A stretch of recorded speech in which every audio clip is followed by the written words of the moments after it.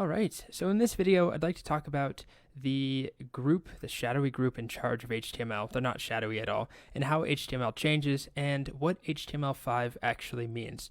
I see a lot of confusion around this with students, and with good reason. HTML5 sounds like it's a version that you download or you install or you upgrade to, just like I don't know if you ever play video games. Civilization 5 is a discrete, separate thing from Civilization 4 or Halo 3 versus, you get what I'm saying, hopefully.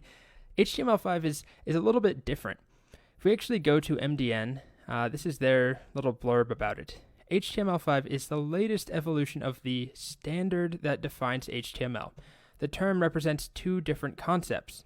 It is a new version of the language of HTML with new elements, attributes, and behaviors.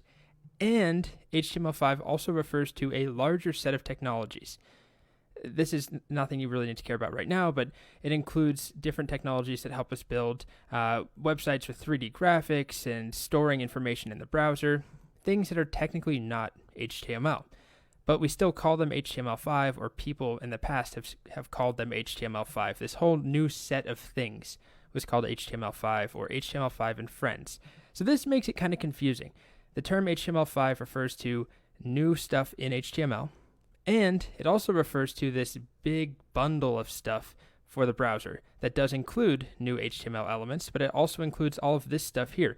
New stuff for CSS, new stuff around 3D graphics, upgrades for performance and enhancements. It's a lot of stuff, and it's not all HTML, so that can be very confusing.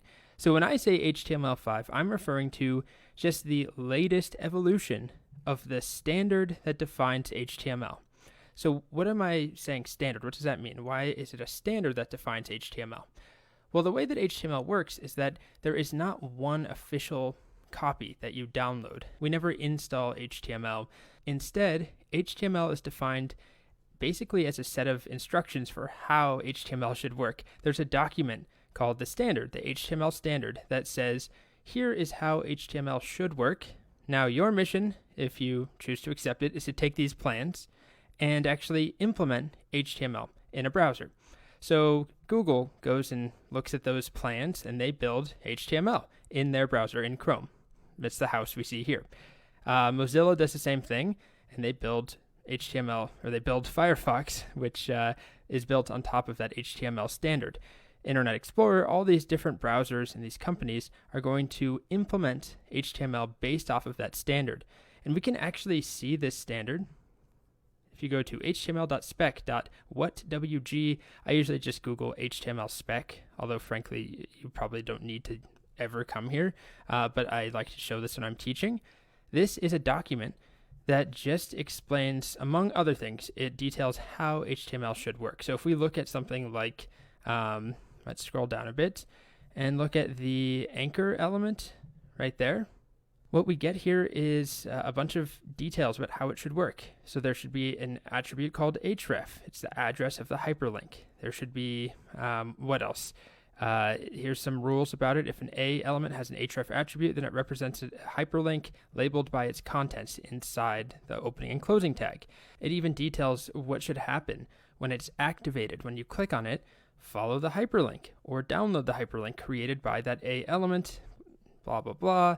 You don't really need to care about any of this, but my point in showing you this is to hopefully have you understand that this is just a document that explains how these elements should work and how HTML should work. Browsers then have to go and implement this. So when we say HTML5, it is not a version of something you download or install. It's just a version of this document. And this document includes new elements. As an example, the video element, the audio element, we have not seen those, but those are new-ish. They weren't around 15 years ago in HTML, and they're part of this document.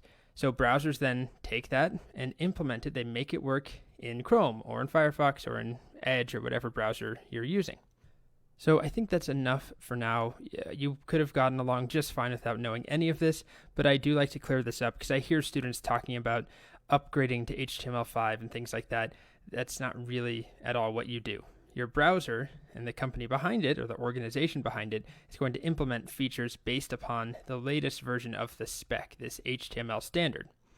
And the other thing you should know is this doc type tag that we put at the top, this declaration. What this does is it indicates to browsers that this document uses HTML5 syntax, or it uses that version of the standard. But what's really confusing is that you could leave this off, or you can actually specify that nobody really does this, but you could specify that you want to use an older version, that this document does not contain HTML5. Maybe it's older. That will still be ignored.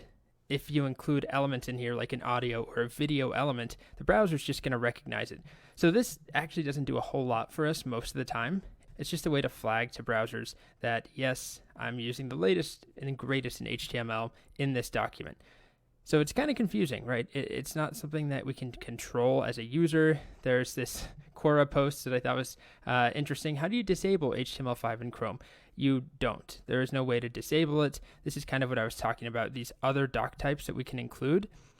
HTML 4.0.1 or 4.01 transitional, if you add this doc type to the top of your HTML document, it does not really change anything. It tells the browser what it should be expecting, but it won't turn anything off. It's just telling the browser what it should expect. So just keep that in mind. If you have room in there, this is not essential information. What is essential is this idea of the standard, of a specification that browsers then implement. All right, so next up, we'll get back to writing some code.